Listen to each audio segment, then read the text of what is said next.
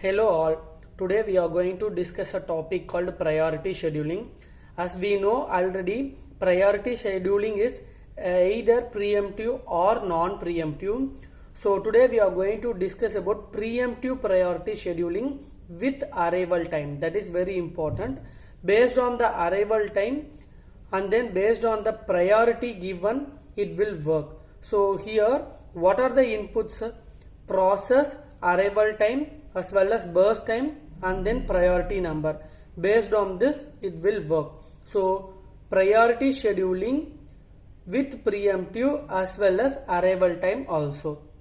So let us given here 4 process P1, P2, P3, P4 and arrival time of all the process. See here, the arrival time of process P1 is 8th millisecond, process P2 is 7th millisecond, process P3 is 23rd millisecond and process P4 is 19th millisecond. And burst time of each process, as you know, burst time amount of time required to complete the work as well as the priority number. So the process P1 has a 4 priority and process P2 has a 11 priority and process P3 has a 1 priority and process P4 has a 5 priorities.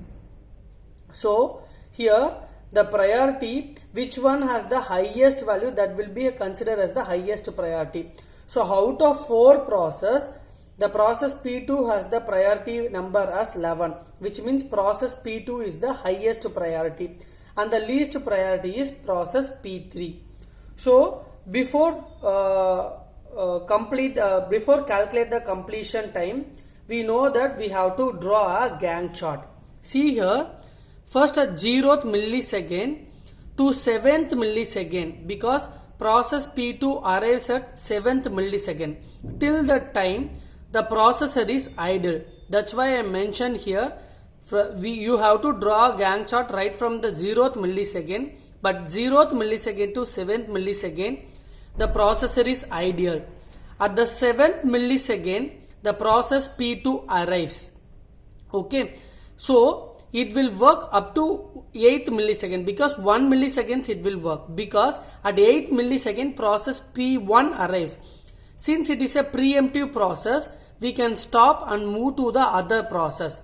So at the 8th millisecond, the process P1 arrives. It will check the priority number. The priority number of process P1 is 4. The priority number of process P2 is 11. So obviously P2 has the highest priority compared to P1. So that's why again the P2 has started from 8th millisecond to 19th millisecond. Why it is a 19th millisecond? The 19th millisecond process P4 arrives. Okay. So at the 19th millisecond, again it will compare the priority with P4. Again P2 has the highest priority compared to P4. Again P2 process will start.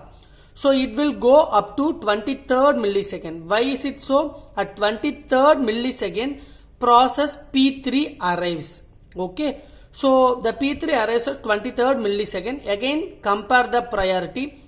P2 has the highest priority. Meanwhile, you have to calculate the burst time, how much it complete, from 7 to 23, which means it completed 16 milliseconds. Since 1 more milliseconds to complete the process. That's why at the end of 24th millisecond, because the process P2 starts at 7th millisecond, amount of time required to complete the work is 17. So starts at 77th millisecond and the process P2 completes at 24th millisecond. Now process P2 completes. At the 24th millisecond, all the processes are arrived. So the second highest priority is P4. So the processor will give the priority to P4. P4 needs 58 milliseconds to complete the work. So from 24th milliseconds to 58, 24 plus 58, it becomes 82. Till that time, the processor allocated to the process P4. And next highest priority is P1. So now the burst time is 13. Again it starts at 82 millisecond plus 13, it will become 95. And the least priority is process P3. It needs 35 milliseconds to complete the work. So 95 plus 35, 130. To check whether this Gantt chart is correct or not. So how will you verify? Calculate the burst time of the all the process. Okay. So definitely it will verify it, and but 0 through 7th millisecond it will be ideal because the first process arrives at 7th millisecond. So 130 minus 7 it will become 123. If you calculate everything, the value is 123. If you calculate 13 plus 17, you know 30. 30 plus 35 it becomes 65. 65 plus 58 you will get 123. So from 7th milliseconds to 130th milliseconds, which means 130 minus 7, 123. So both are correct. Now we'll go to the completion time. In the previous lecture itself, I have discussed what is completion time, and if the process preempted so many times, so the completion time will calculate from the right hand side. See here, the process P1, the completion time is 95. That's what I am written here as 95. The process P2 occupied so many times. It preempted, again it preempted, again it preempted, and again it preempted. If you come from the right hand side, this is the high value. So that's why I have written it as 24. You have to move from right hand side. And next process P3, the completion time is 130. And next process is P4, the completion time, the process P4 completion time is 82. So that's why in this way you have to calculate the completion time. And then turnaround time. You know the formula of turnaround time. Turnaround time equal to completion time minus arrival time. So the completion time as well as the arrival time. So the completion time of process P1 is 95 minus 8, it will become 87. Likewise, for process P2, 24 minus 7, 17, 130 minus 23, it becomes 107, and 82 minus 19, it will become 63. Once you calculated the turnaround time of the process, next you can easily calculate the waiting time, because waiting time equal to turnaround time minus burst time. Here the turnaround time is 87 and burst time is 13. So which is equal to 74.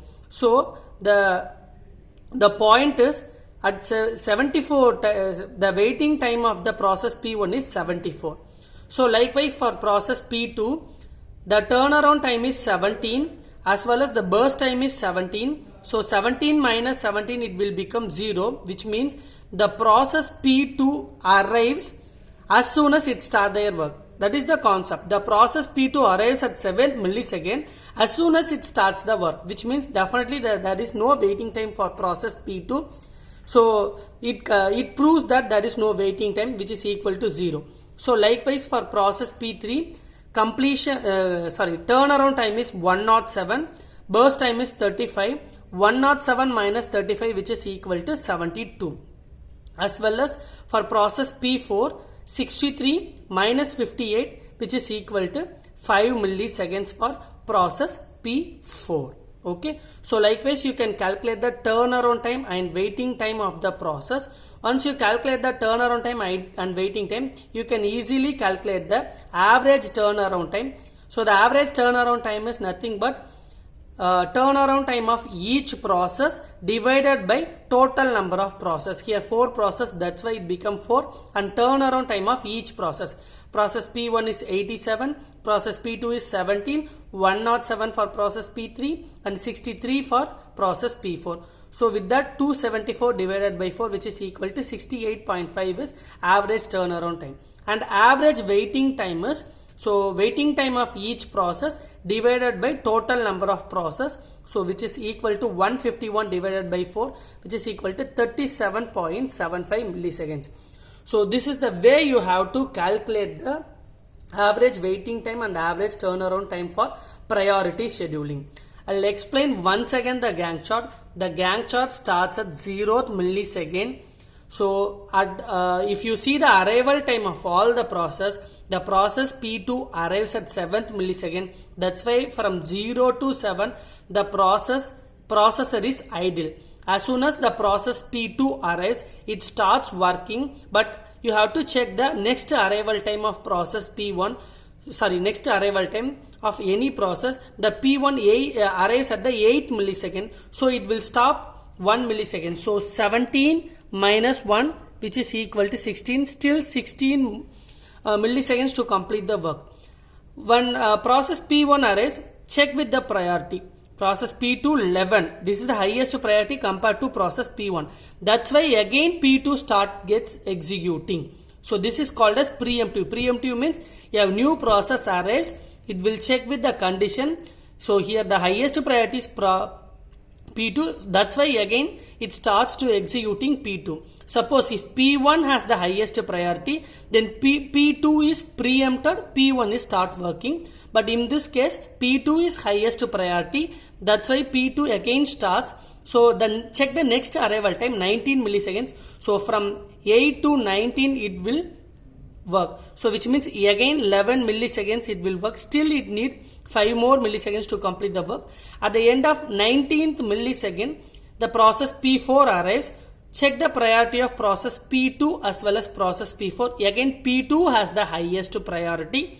So the process P2 will work. So at the end of 23rd millisecond, so from 19 to 23, so 4 milliseconds it will work. At the end of 23rd millisecond, the process P3 arrives. Again it will check the process. P2 is the highest priority, so the P2 gets executed. So once all the processes are arrived, then easily check the priority number of other things except P2, P1, P3 and P4 is there. Out of that, P4 is the highest priority. That's why the process P4 is executed next, and P1 is the next highest priority compared to P3, and P3 is the least priority. So before calculating the completion time, turnaround time and waiting time, or someone asks you to write a program of priority scheduling with preemptive process, first you can manually calculate the Gantt chart and then check whether the process whether the scheduling is preemptive or non-preemptive, and then you have to draw a Gantt chart. If the same question you have to use it in a non-preemptive priority scheduling with arrival time, definitely the Gantt chart is different. Okay, so before proceeding to solve any problem, you have to draw the Gantt chart and calculate the turnaround time and waiting time and then start coding it. Thank you all.